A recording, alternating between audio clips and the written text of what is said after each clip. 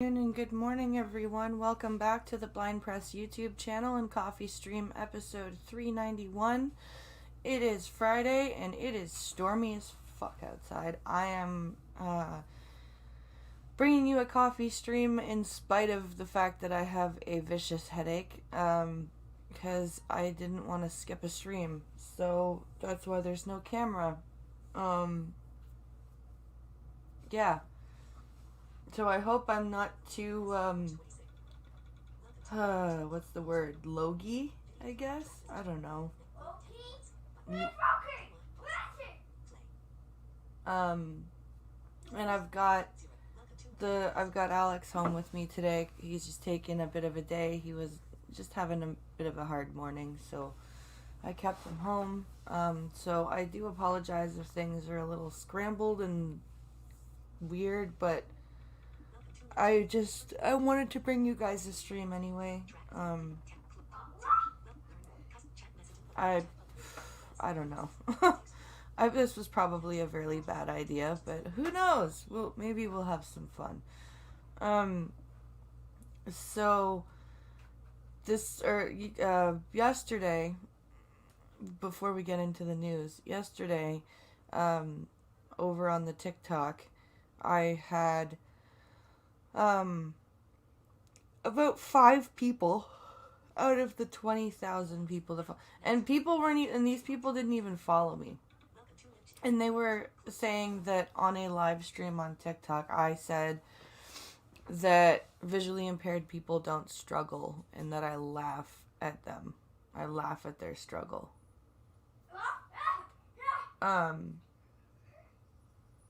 Which we know is not true. And then I asked for receipts, and I got called a child for asking for receipts. So I just blocked them. But then I started getting comments about how negative I was being. And, of course, these people are going to respond negatively if I call them out. And, they didn't follow me for this content. They followed me to learn about blindness. And it's like, you guys are fine with me talking about blindness and answering your questions and whatever. But the minute people give me shit about something and I defend myself for one day, it's not like I've been going on about this for weeks and weeks and weeks. I took one day and made a couple videos. And now all my content is negative. And this isn't what they've wanted. What, I'm just supposed to be this good little blind person that just talks about my blindness and keeps her nose down and doesn't make any waves and has, the minute she shows a backbone. Why are you so negative? I don't understand. This isn't the content I wanted. If this isn't the content you want, that's fine. But don't tell me that I'm being negative because I'm calling out people who are accusing me of saying things I didn't say. I'm allowed to do that. It's my page, and it's very frustrating. And I see it with other disabled creators. The minute they show that they have a backbone, right?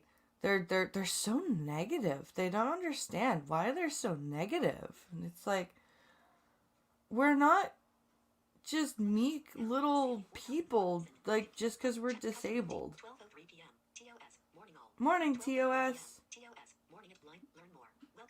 And it's so frustrating. It's like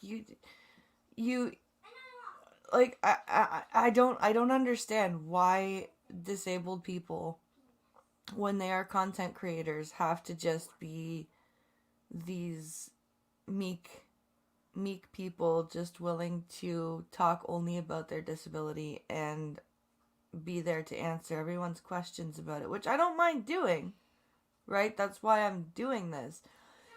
But I also have the right to be like, hey, stop being stupid. Stop lying. It's weird. You're not a little late. I just started. It's okay. Don't worry, Spittlebuggies. P.S. You're not negative. You're honest. Thank you. Thank you, Spittlebuggies. Thank you. That's the thing. The minute a disabled person gets honest and is a little bit firm with people. Oh, you're so negative. This isn't the content I expected. Oh, oh, my pearls, let me clutch at them. The disabled person is acting like a human being and clapping back when they've been told things that are untrue. Anyway, let's get into some news. I just found 2 Pierre Polyev videos that we're gonna watch. I think they're 2 minutes apiece. And then Pinkalo sent us some news as well. Hello, Costin. Hello, Costin. There's a right to stop stupidity. Exactly, Spittlebuggies. Exactly. It's, I'm it's very frustrating. Like, no, you're disabled. You just have to be, just shut up and talk about your disability and answer our questions. Don't defend yourself when people say things say things about you. And just take it. Just take it. It's all good. Just take it.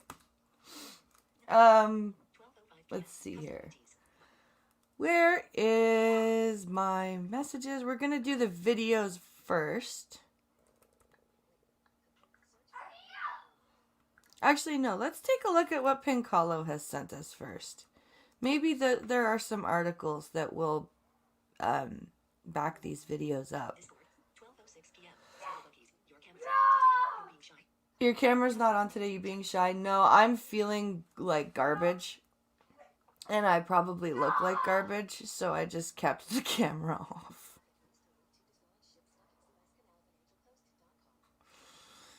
Okay, so let's read about the ship that's stuck in the Suez Canal, shall we? Because, the Suez Canal just can't not be a source of trouble. If you know your history, you know why I say that. Oh, Jesus. Okay. Yeah, it's very stormy here today. And whenever it storms, I get migraines, like really bad migraines.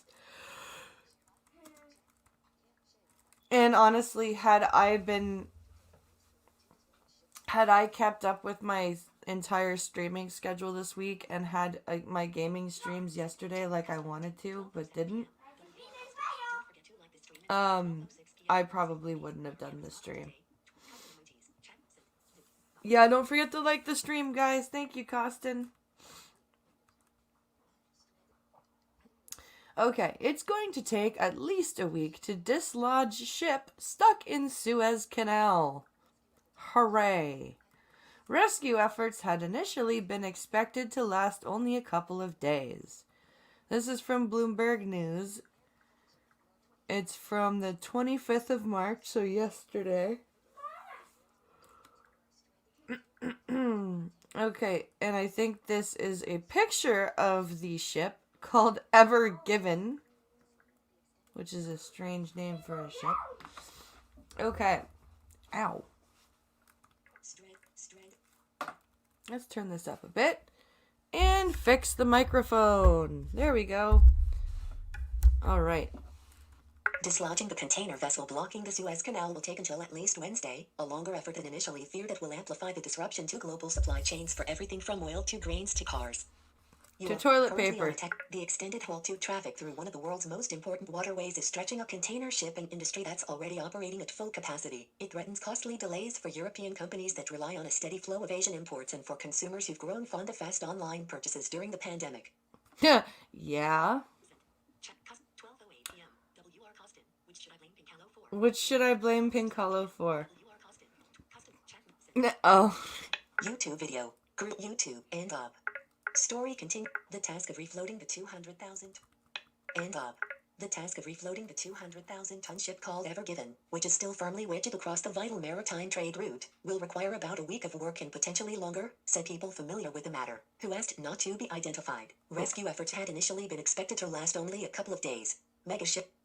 Blocking Suez Canal, an enormous beached whale that could take weeks to free open a new tab. Oh Story my continues. God. The delays are likely to increase costs, adding to already widespread inflationary pressure on supply chains, said Chris Rogers, lead trade analyst for S&P Global Market Intelligence's Panjiva. The short-term ripple effects will be an increased potential for stockouts in consumer goods and the risk that just-in-time manufacturing supply chains that had already been roiled by Brexit and commodity shortages may face further interruptions.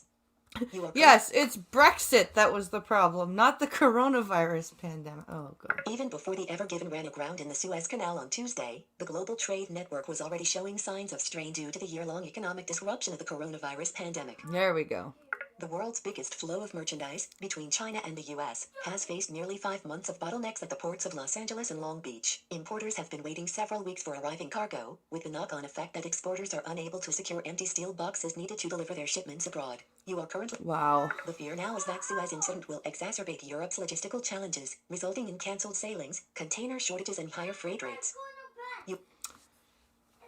Like I said, the Suez Canal just continues to be a source of problems. Work since Tuesday by tugs and diggers, equipment that's tiny in comparison with a 400-meter, 1,300 feet, vessel, has so far been unsuccessful. As the rescue teams toil away, the waiting queue of ocean-going carriers loaded with billions of dollars worth of oil and consumer goods has risen to more than 300 from 186 on Wednesday, according to Bloomberg data.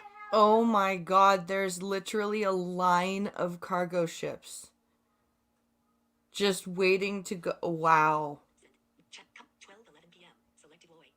That's crazy. If they unloaded all the cargo containers, then it would raise the draft about 10 or 15 feet. But that would make sense. It's really funny because they have a couple of ways they could unload a ship. Yeah, but honey, you're expecting these people to make sense. That's the problem. You can't expect that. They're just going to use little sandbox toys to dig out the ship. That's what they're going to do. And they're just going to let all the other cargo ships just pile up behind and waste their fuel and waste all their, shipboard supplies for the crew and, just halt shipping because they want to play with their sandbox toys. I saw the radar of this yesterday. It's 2 gigantic blobs of ships. Oh, man.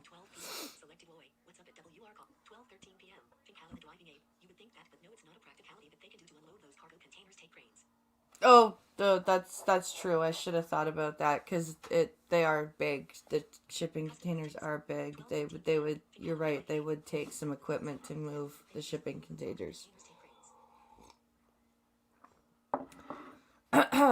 Story continues. Should cargo need to be unloaded from the stranded vessel, or extensive repairs made to the canal itself, then the downtime could certainly last at least 2 weeks, according to Randy Javians, Senior Vice President of Equity Research for Energy Maritime at Jefferies LLC. The Ever Given could hold almost $1 billion of goods, according to IHS Markit Limited.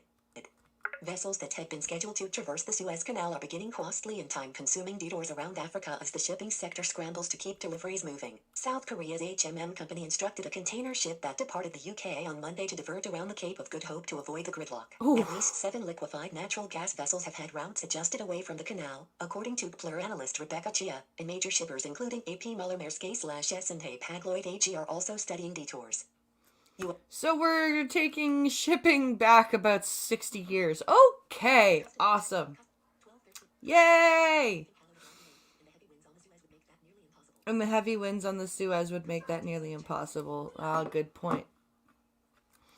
Shipping costs are also surging. The price to ship a 40-foot container from China to Europe has almost quadrupled from a year ago, adding a new burden to global supply chains already reeling from a pandemic that has sowed havoc with shortages and delays.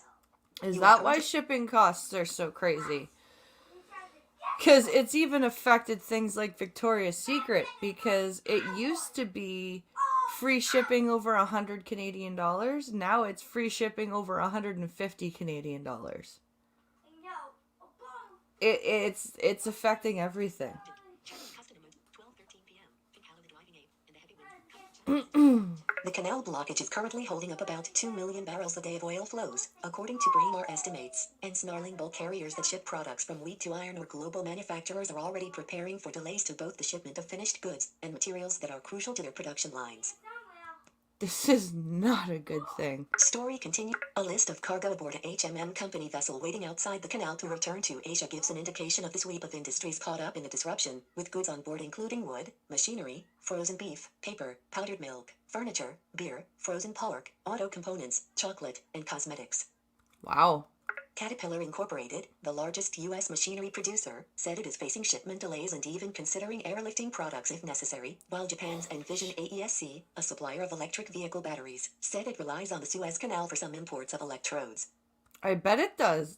This is bad.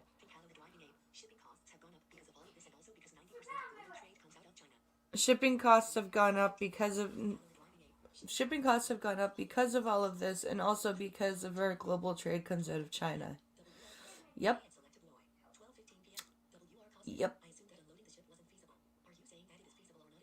I think Pincalo's saying that it is not feasible because of the high winds, Costin, and because of the equipment that would be needed to unload the ship.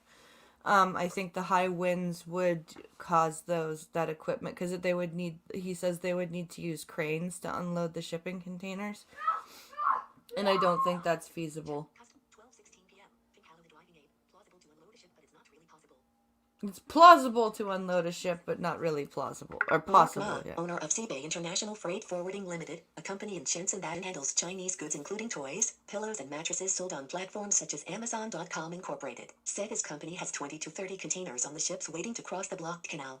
If it can't be resumed in a week, it will be horrible, said Ma. We will see freight fares spike again. The products are delayed, containers can't return to China, and we can't deliver more goods.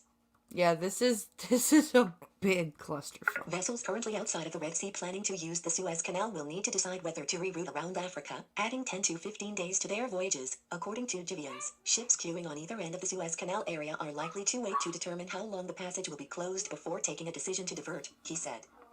Wow. For the container lines that haul about 80% of global merchandise trade, a prolonged bottleneck between Europe and Asia risks throwing off ship schedules set months in advance so importers can plan their purchases, manage inventories, and keep store shelves stocked or production lines running. I was about to say, this is gonna throw, because shipping, like they said, shipping schedules are not just days in advance. These are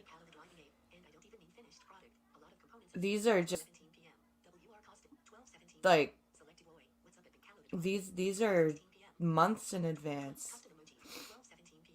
This is gonna really screw a lot of things up. And yeah, Pincalo's right. It's not just finished product that's on these ships. There's a lot of materials that are needed to make finished products here in North America and Europe. Story continues. The problem compounds with everyday container ships have to wait. Vessels that arrive several days late can't be emptied and reloaded in time to make the scheduled return journey. That leads carriers to cancel trips, further constraining capacity and pushing up freight rates. Yep. The logistical challenges could continue even after the canal is unblocked. Heading level 2. More on this topic. Yeah, this is a bad snag. This is gonna be hurting us for quite a while. Even if they get it fixed in a reasonable amount of time, there's gonna be backlash from it.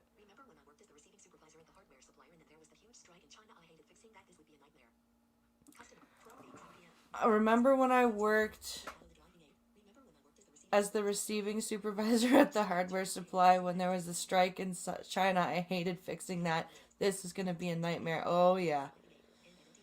Oh, I remember that. I remember that very well, honey.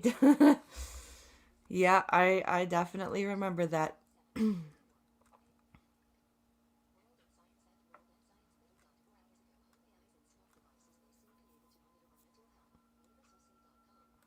Interesting.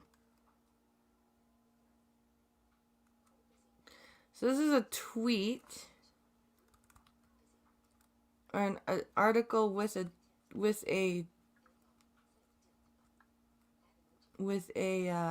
an article.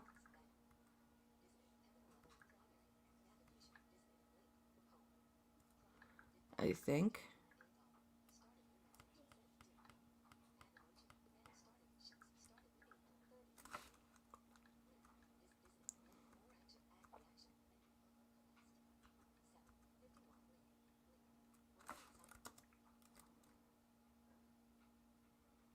Sorry, I'm just trying to open this tweet here.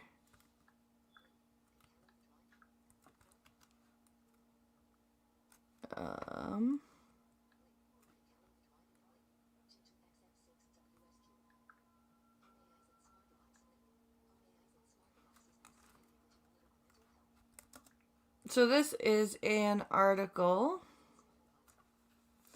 that we will read.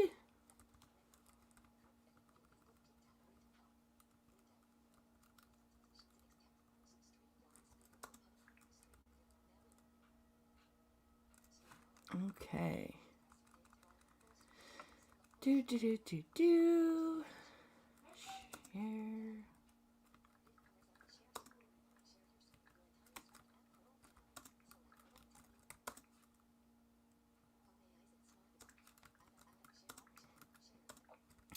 So this article,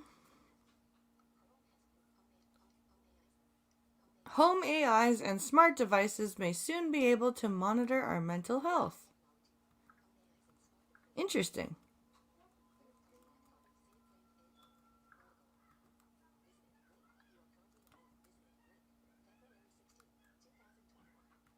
Oh, this is old.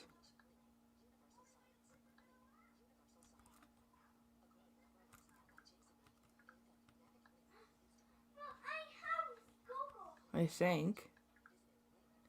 Yeah, this is an old article. Oh well, I'll still read it.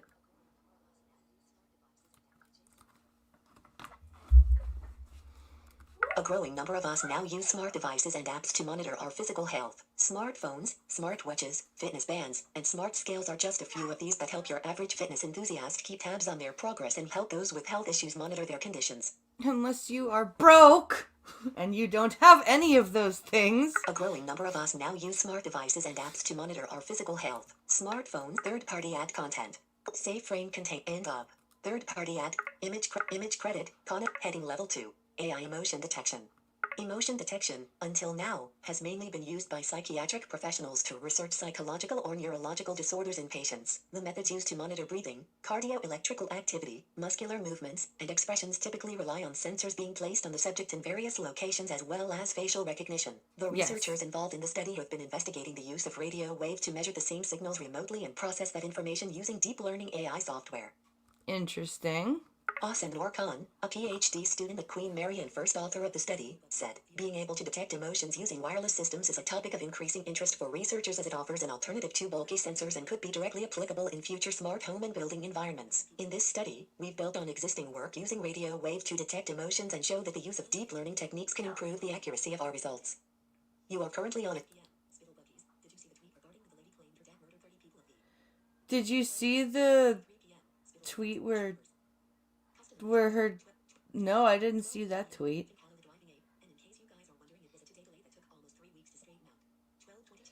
I didn't check the date. That's okay, I'll still read it. Third-party ad content group. Image credit, heading level 2, future technology. This technology is initially intended for use in studying deep emotions for scientific reasons and mental health treatment, but it could find its way into your home or, even one day, your smartphone. Third-party ad content, unlabeled in link, articles RSS. That's an interesting little tidbit. That's kind of cool. I think I'd much rather rely on a psychiatric professional, though. But still, that's a very interesting little tidbit. Okay, let's go back to the DM. Back to my DMs.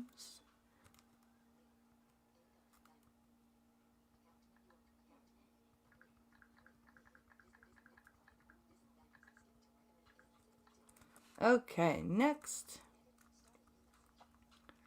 Let's see if we've got any more articles here. And I have those 2 Polyev videos too.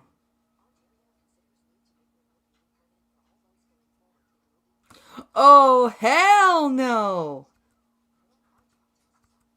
Oh, hell no. They better not do that. I just found the next article that Pink Hollow sent.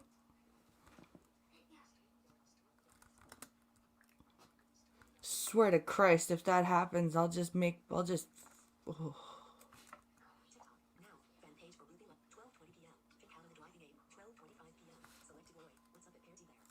Hey, Parody Bear.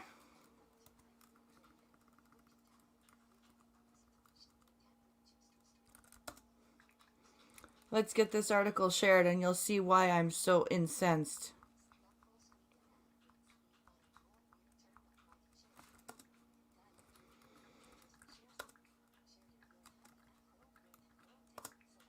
Okay.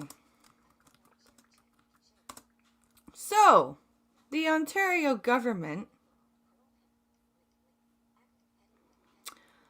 Ontario considers move to make remote learning permanent for all boards going forward. Nope. You gonna do that? I'm gonna become a homeschool teacher. I'm not kidding.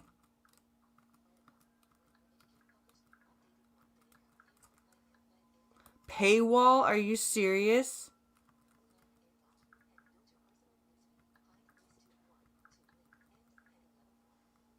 I'm getting paywalled here?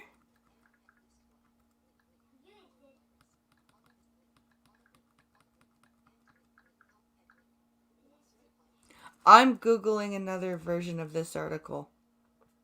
I'm not, I don't care. I'm Googling another version of this article. 12:25 p.m. Selected Loy. 12:26 p.m. Parody Bear. Hi select. 12:26 p.m. Selected Loy. Oh dear God. 12:26 p.m. Spittle Buggies. Pink Hello. Can you check my timeline for that crazy lady? Custom emojis. Pink Hollow might be driving right now, so I don't know if he can check or do that, but hold on. I am gonna Google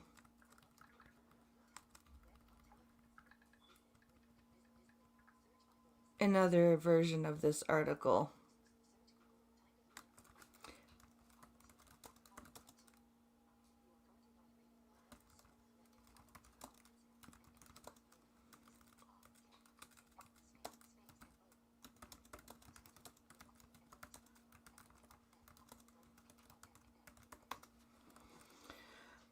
Okay, let's see if I can get an article that's not the Globe and Mail that will paywall me.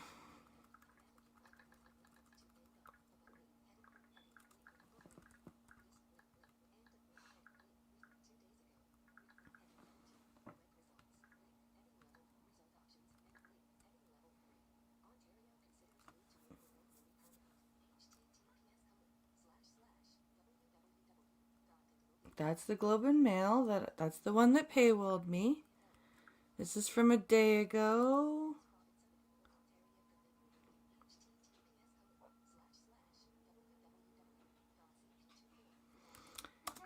Here we go. This is from CP24. They won't paywall me. Okay. This is an updated version anyway. It's from a day ago. And the teachers union is not happy.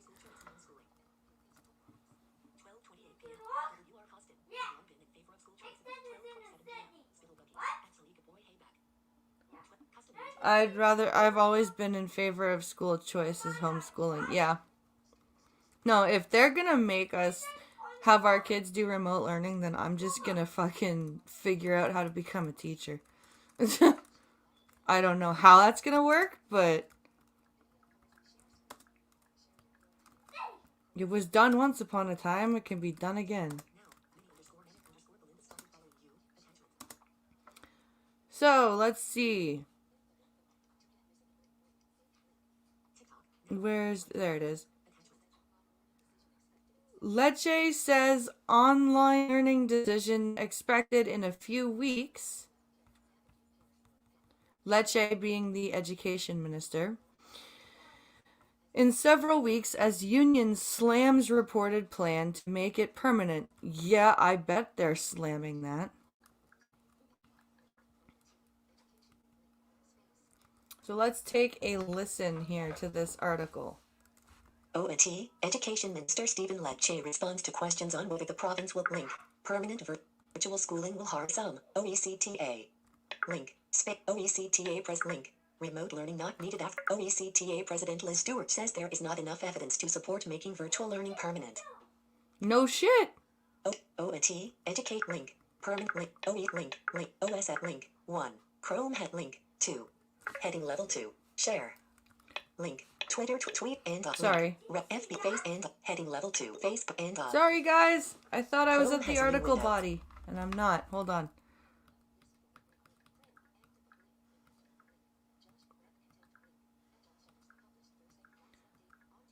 Here we go. Okay.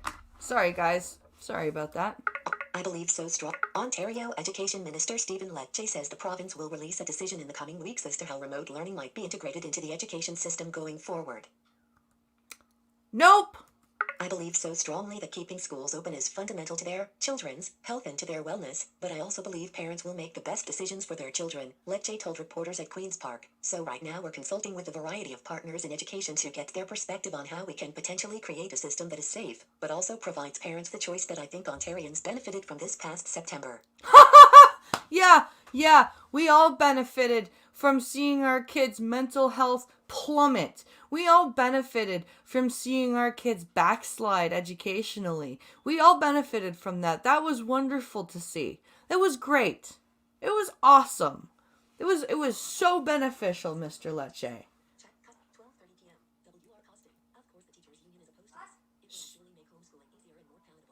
Of course, the teachers' union is opposed to this. It would make homeschooling easier and more palatable, yeah? But seriously, like, the way that this was going was not He good. said a decision would be released in the coming weeks. Heading level 2. Photos. Link in an in. Students have been. The Globe and Mail reported Wednesday that the province is considering making remote learning a permanent part of the public school system. The paper reported that parents could have the option of enrolling their children in full-time synchronous remote learning starting in September of this year. Students have been engaged in a mix of in-person and remote learning for about a year now in order to provide more space to physically distance in classrooms because of the COVID-19 pandemic. You mean because of a nasty flu. Anyway. Ontario's teacher union slammed the reported move Thursday. The move to virtual learning was never intended to be permanent. It was a temporary measure intended to deliver emergency instruction during a global health crisis, Elementary Teachers Federation of Ontario President Sam Hammond said in a statement Thursday. Yeah. Hammond said the plan would divert funds from public education to private companies. Oh, that's what you're worried about? That's what you're worried about. Not the Wow. Wow, teachers union. Way to make your priorities known. Well done. It's not about the kids. It was never about the kids. It was always about the money. You guys were right. It was always about the money, and we're just going to fully openly admit it now. To be clear, this plan will negatively affect students, increase inequities, lower standards in publicly funded education, and put us one step closer to the privatization of public education, he said. Yeah, that's what you should be worried about. You should always mention the privatization of the public health. Let's see here. Why do the French want to destroy our country? From Trudeau to Legault to Lecce. Yeah. But seriously, like, that's what you guys should be talking about right now, is this is gonna push us more towards privatized school. Not, this is bad for kids' mental health. This is bad for kids' socialization. This is bad on so many levels for the kids. Nope, we gotta throw in the privatization. In a statement provided to CTV News Toronto Thursday, a spokesperson for Education Minister Stephen Lecce said online learning has been absolutely critical in ensuring students' continuity of learning throughout the pandemic and in mitigating learning loss. You really believe that, don't you? They really believe that. They really believe online learning was helpful. That's kind of terrifying. We continue to consult and engage with stakeholders on maintaining this choice for parents and ensuring its availability this September. The budget delivers additional investments in strengthening the online learning system, as well as a significant boost in broadband funding for families and schools across Ontario. That's your concern. That's your concern. Not the kids' mental health, not the kids' socialization, not will they grow up to be maladjusted socially because of this. It's all about the privatization and broadband funding and Lecce's wow. office would not say whether the government would move to make remote learning a permanent option.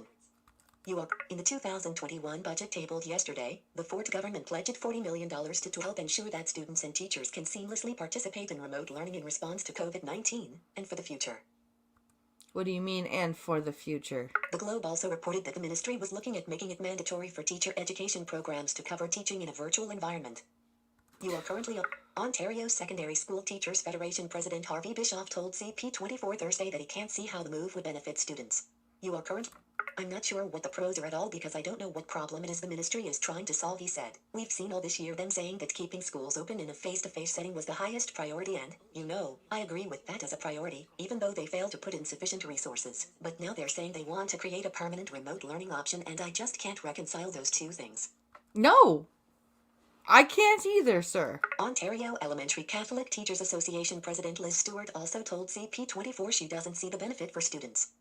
I think we can all agree that safety is always paramount, but both the education and health experts have been very clear about the fact that we understand the importance of in-person learning because that's the best for students, not just academically, which is important, but also for that social and emotional piece, Stewart said. I love how the high school teachers union and the Catholic teachers union are the ones talking about the students' health and safety and social aspects. The elementary public school teachers union is like, nah, screw the kids, it's about the money. This is just what the fuck. Oh my god.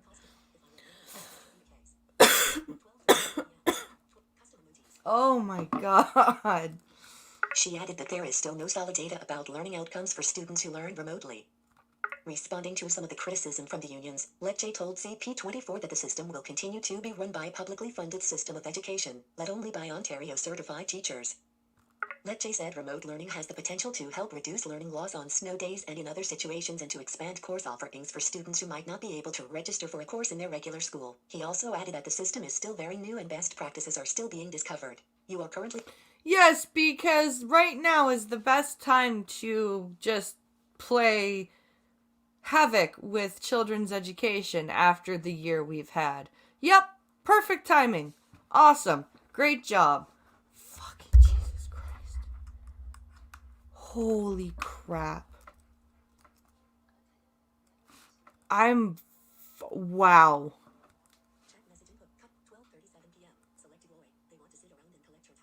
They want to sit around and collect your tax dollar. Yeah. They very clearly do. Okay, let's go and watch some of those. Let's see if we've got any more articles from Pink Hollow, and then we'll get into those Polyev videos.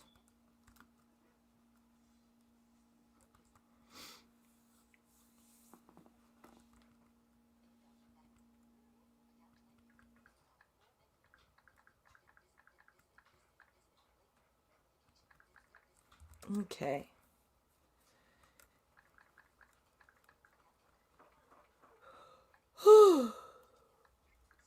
Sorry about that. Okay, Piccolo the Driving Ape Man.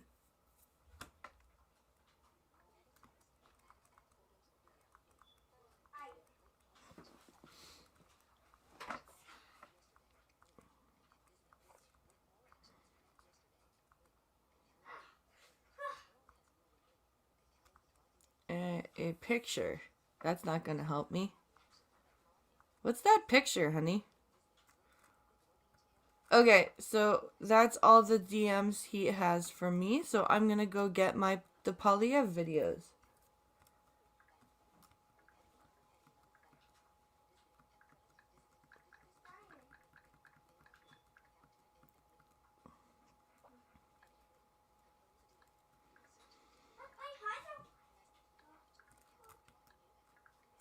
All right. So,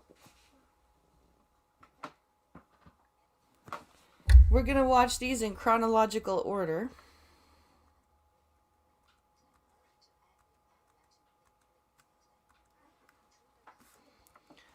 So this first video is called Trudeau, dollar, dollar, dollar, with like Trudeau with $3 signs after it. And this is a 2-minute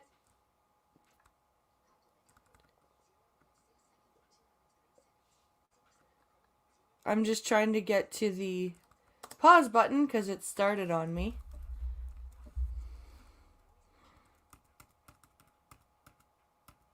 There we go. 12:40 p.m. W.R. Costin, speaking from a distance, i.e. not having kids. I see this as an opportunity to make homeschooling easier. Again, parental choice FT 1237. Yep. Selected Loy. Custom emoji. Yep. I think a lot of parents are going to move into homeschooling, Costin, if this is becoming, if remote learning becomes a thing. I think a lot of parents are going to move to homeschool.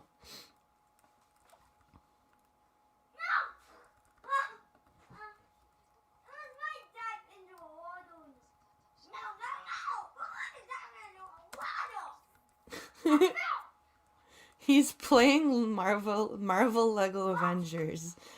And he's...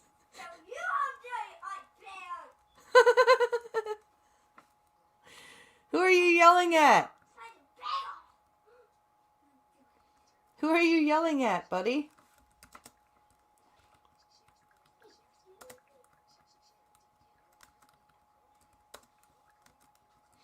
Yeah, he was not happy this morning, so we're just giving him kind of a day off. 12:41.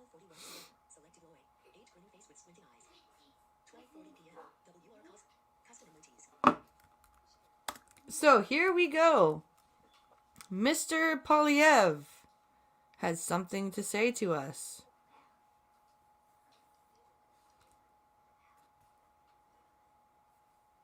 If I can find the play button. Oh, play button. Oh, play button. Come on.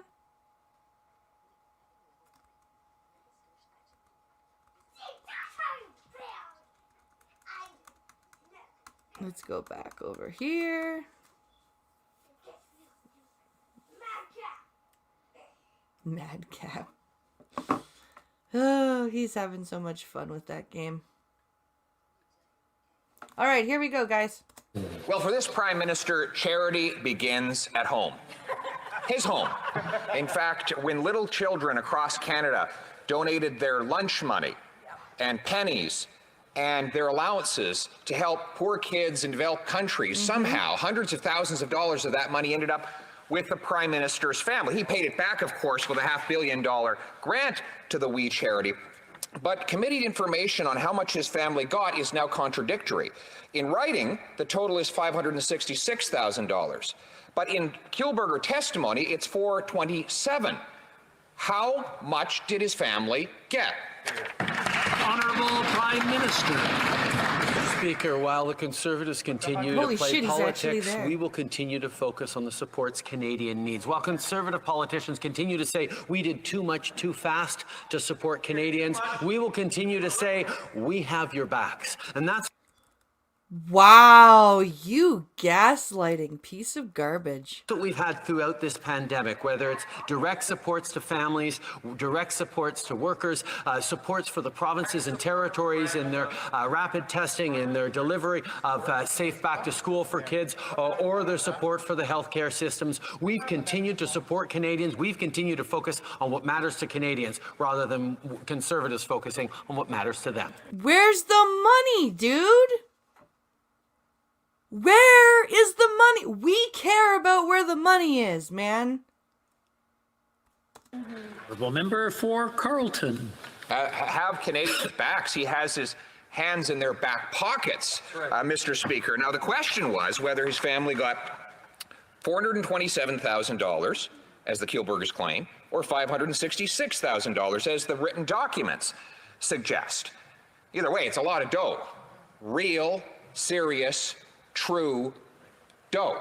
Now, Mr. Speaker, the question we want to find out is, what did this money have to do with influencing the Prime Minister's decision to give $500 million to this charity? Will he let his staff, who were involved in setting up this program, testify at the Ethics Committee so that Canadians can know the truth? No, he won't. He won't, because he's too busy gaslighting and talking and paying attention to the stupid part of our population.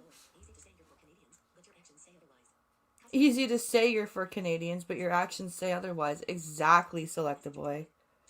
Exactly. I love this video.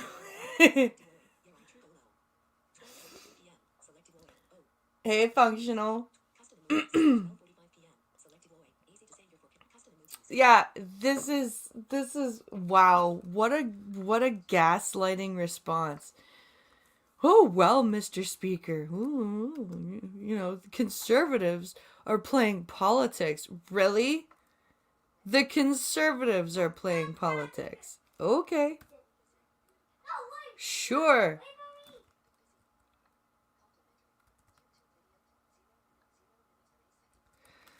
So this is another video called Who Gave the Go-Ahead?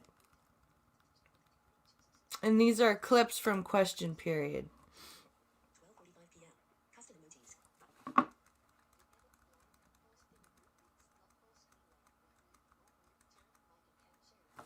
Okay.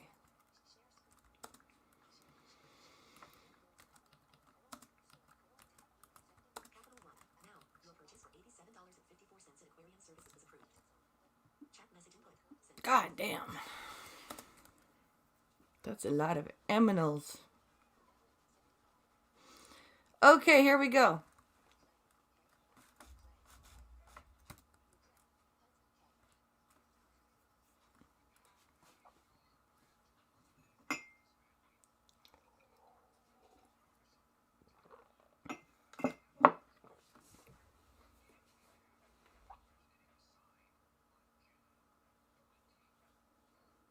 Okay.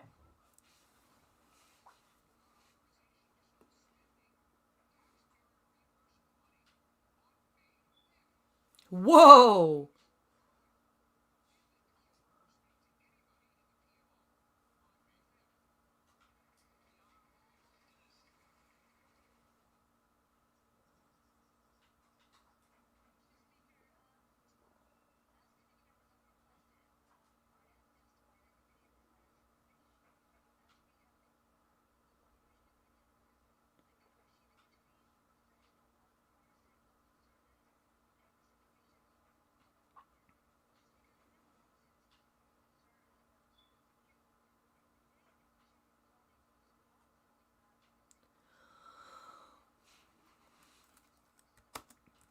But the Conservatives are playing politics, right? Right? Right? Oh, it didn't share the sound? Shit, hold on, let me fix that. I'm gonna start it again then. Hold on. Let me go back and unshare and then reshare. And we will make sure the audio is shared properly.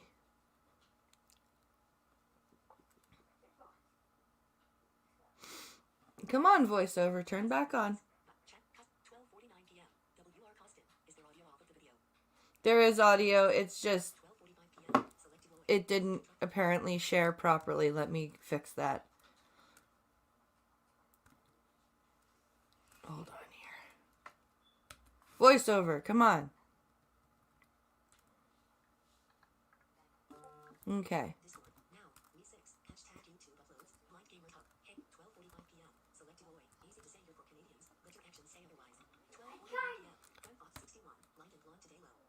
Blind and blonde today. Oh, shut up.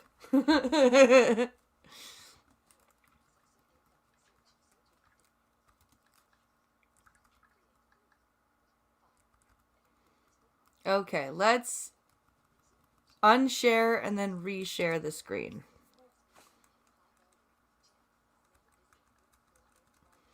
because clearly the audio did not share properly.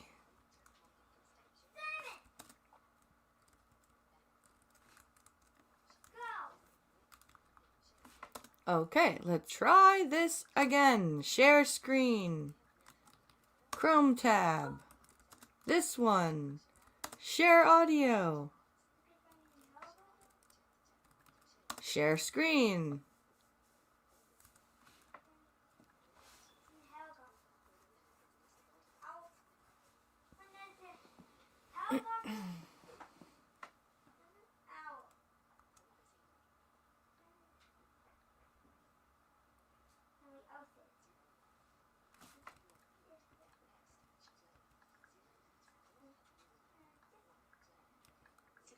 Here we go. Carlton. Now can you guys hear it? Mr. Speaker, the Prime Minister claims his office had nothing to do with Oh, there it $500 million goes. Okay. grant to a group that had paid his family $500,000. But there's something about the timeline that doesn't add up. I have the contribution agreement that gave we the $500 million, and it was signed on June 23rd. However, the Kielburgers got authorization to start spending taxpayer reimbursable money on May 5th. Oh, wow. 6 Okay. weeks earlier. Did the Kielburgers speak to anybody in the PMO on May 5th? The Honourable Minister. Mr. Speaker, as committee members have requested, I have testified at committee and provided this information. As we have confirmed, the contribution agreement was negotiated between the professional, nonpartisan public service. Yep, gotta throw the public service under the bus. Yep. And this information is all on the public record. Mr. Speaker, the member opposite seems to be very concerned about students and youth. It would be great if Conservative colleagues would stop holding back Bill C-14 so that we can help students with interest relief, so that we can help Canadians from coast to coast to coast, as we are still in the midst of the pandemic and we have a lot of work to do. But the Conservatives are playing politics, right? Not the Liberals. Not the Liberals. No. It's not the Liberals playing politics at all. Ugh. Stupid. Thank you, Mr. Speaker. Member for Carlton. Well, the question was, if the Kielburgers spoke to anyone on May 5th, they had to have found out somehow that they were eligible to spend taxpayer funds on May 5th, and it certainly wasn't from the contract, which was signed by that minister on June 23rd, unless they have some telepathic abilities. It turns out they don't have telepathic abilities, but they do have a telephone. And they spoke to Rick Theiss, top advisor to the Prime Minister and Cabinet, on May 5th, the day they started spending money. Will they let Mr. Rick Theiss be nice and testify at committee, answer questions? The Honourable. Oh, Polyev. Oh my God. Piev or Polyev for Prime Minister. Quite seriously.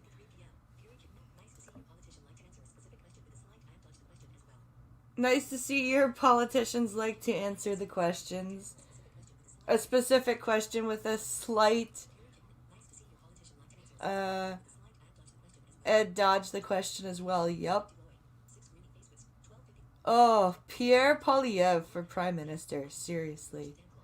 Dang, I need to remember to watch the dang clock. Oh, it's okay, Lord Famine. It's all good. Ooh, he has the receipts. He does have the receipts. That's the thing. You don't want to lie to Poilievre, because when Poilievre asks a specific question like that, he already has the answer. Pierre Poilievre is like the parent that you don't want to screw with, right?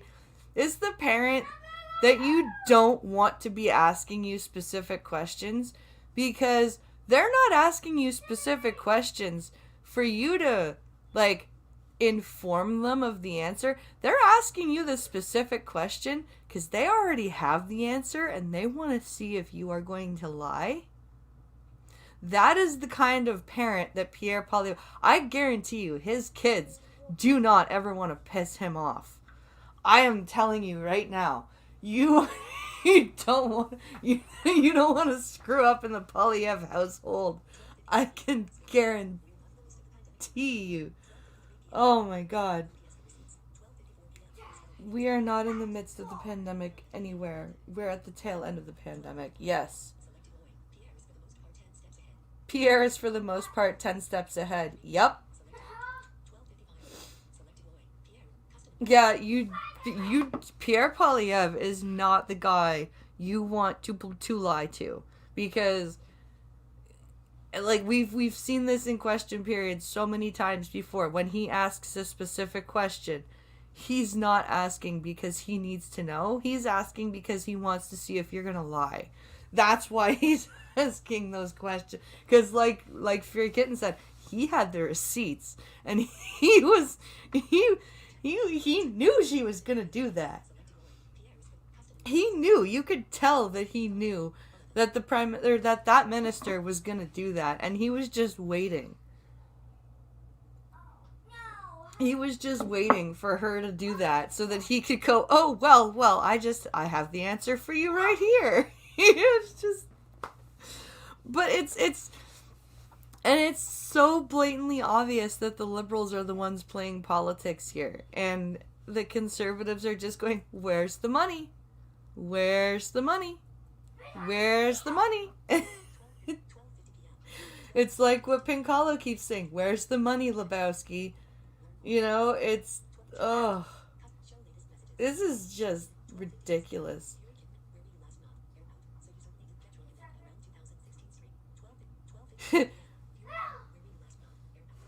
Where were you last night? Out. So you didn't get drunk? And then around 2:16, streaked through the park shouting, oh, to be a pigeon? Right? Exactly.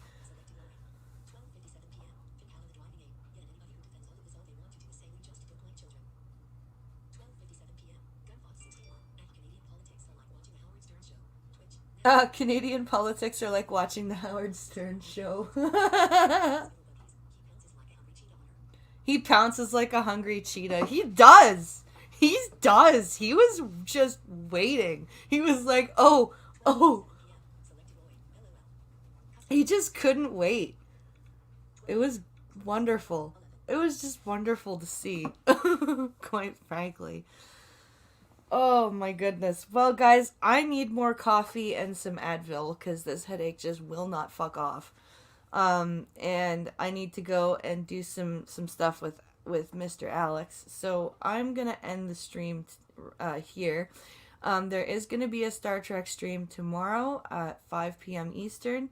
I'm going to try and come up or DM the guys for topic. And we will be tuning in with you guys tomorrow to bring you some more Star Trek chat. And the first the PMO sessions. And British parliamentary system. Yeah, PMQs. Yeah.